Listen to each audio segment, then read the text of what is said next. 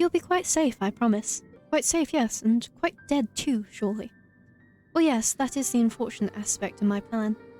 She considers your death nothing more than a mere misfortune. The mermaid might be surprisingly cold after all. But perhaps you ought to have predicted this. She is part fish. Are fish not cold-blooded like lizards? You probably learnt this at some point during biology class, but your lessons are beginning to feel very faint and far away now. Your body is beginning to fail you. You cannot take much more of this. It is necessary sacrifice, though. If you're going to be happy, I am doing this. You know, for both our sakes. I do apologize for tricking you, but please, try to understand. I really have been lonely. You would be more inclined to sympathize with her, perhaps, if her loneliness was not ushering you into your inevitable demise. But you are too preoccupied with your own dwindling reserves of oxygen to feel much in the way of anything for your captor. You can feel the pressure of the water against your eyes. They are beginning to ache.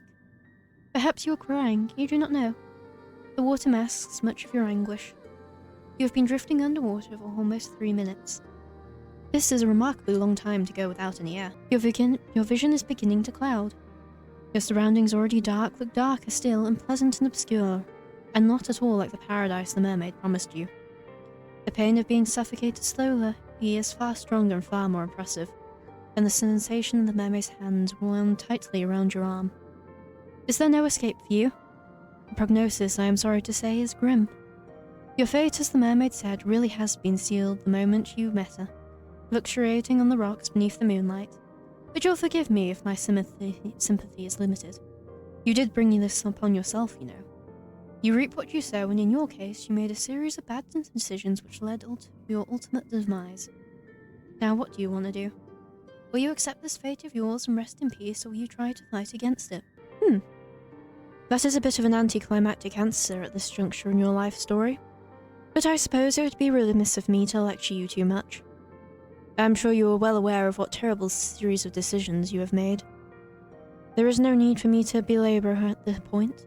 That would be boorish, not to mention tedious. I'm rather tired of scolding you, so instead I think I will content myself with loving you. What? You thought in your death the mermaid was the only one that would be able to consent you? I know I have said this before, but you really are naive. You cannot escape me even if you are at the bottom of the deepest, darkest ocean. The world might have forsaken you, but I never will. I will never leave you. You will never be lonely again.